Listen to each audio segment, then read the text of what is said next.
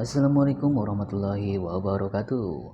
Masih bersama saya. Oke, di sini kita akan membuat filter akrilik dari bahan yang bekas ya. Dan tentunya sudah tidak terpakai lagi.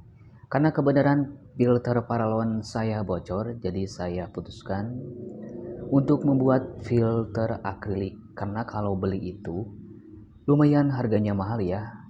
Kalau diukur dari 1 meter ke 1 meter itu harga akriliknya sampai nyentuh di 400 ribuan. Itu buat ukuran yang 4 mm ya.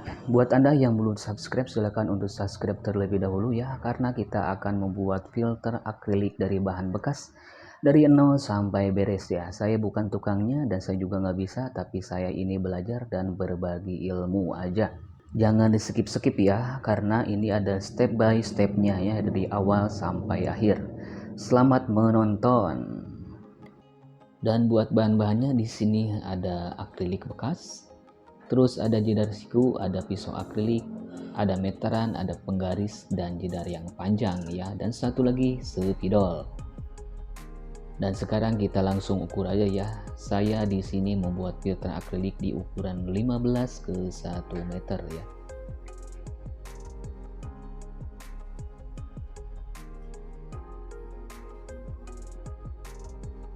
Nah, kalau sudah pas, mari kita potong aja ya.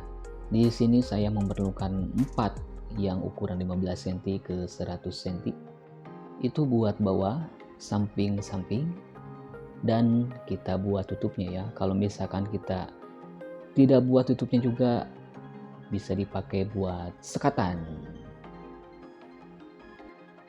Dan ini sudah terpotong ya. Nah, buat ukuran yang kecil-kecil di sini kita memerlukan banyak ya, karena buat sekatan-sekatannya juga.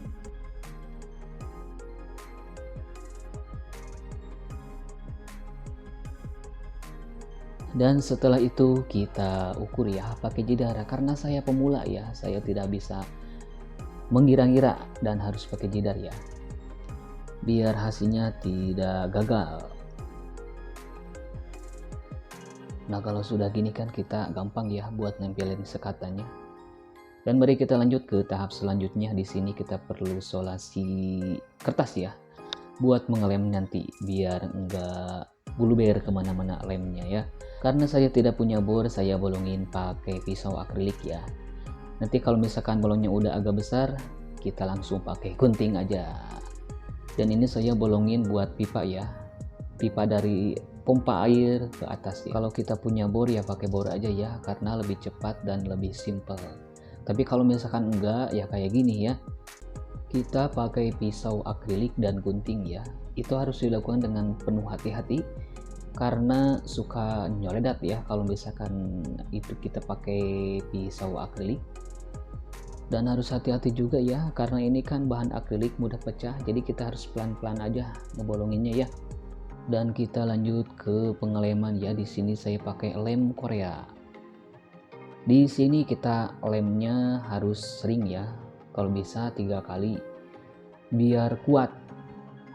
Dan perbanyak lem di sekatan yang kedua sampai yang terakhir ya, karena yang kotak itu tuh buat wadah airnya ya. Kalau sekatan itu kan bolong-bolong. Nah, dari sini kita harus sangat kuat ya ngelemnya.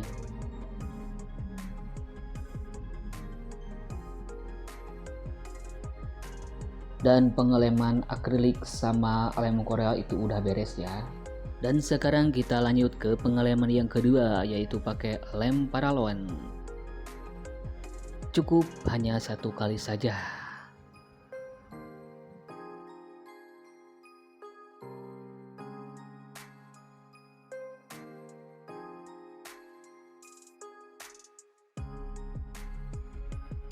Nah, setelah lem kering, kita harus coba dulu pakai air ya, apakah bocor atau tidak. Kalau misalkan bocor, kita harus mengulangi pengelemannya lagi. Kalau misalkan tidak, kita langsung melanjutkan ke tahap selanjutnya. Dan alhamdulillah filter yang saya buat tidak bocor ya. Dan sekarang kita keringkan aja pakai lap ya. Kita langsung cabutin aja solasinya.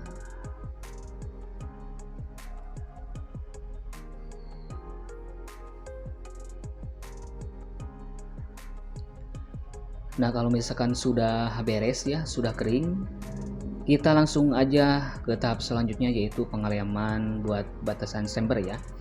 Di sini juga kita sama pakai lem Korea, dan sini kan udah pakai jidar juga ya, jadi tidak perlu pakai jidar siku lagi. Kita lem seapik mungkin ya, biar airnya itu maksimal, biar tidak bocor di saat air mengalir. Dan ini akrilik buat turunan airnya ya. Di sini kita yang pertama itu 8 cm.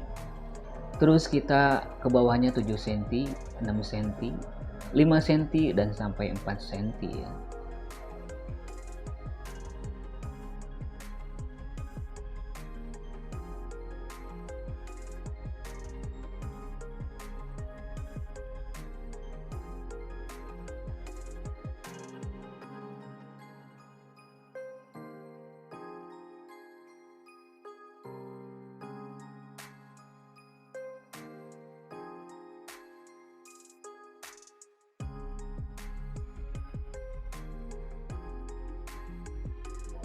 Dan buat pengeleman chamber ini udah beres ya.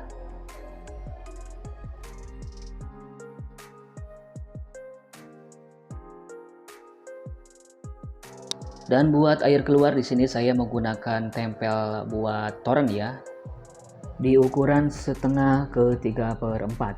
Dan sekarang kita lem bagian di bawah busa ya, karena ini berfungsi buat kelancaran airnya biar tidak tersendat. Nanti itu di atasnya ada busa, terus air ke bawah, dan di bawah itu tidak akan tersumbat. Nah, kayak gini ya nempelinnya. Mungkin segitu aja video dari saya, semoga bermanfaat ya buat Anda yang mau mencoba. Anda tinggal mengukur akuariumnya dan tentukan lebarnya ya. Kalau saya kan lebar di 15 cm dan panjangnya di 1 meter. Dan buat detail ukurannya nanti kita bahas di video selanjutnya ya. Silahkan buat Anda yang mau berkomentar, ditunggu ya. Mohon maaf bila ada salah-salah kata atau ucapan saya yang salah. Wabil taufiq wal hidayah. Assalamualaikum warahmatullahi wabarakatuh.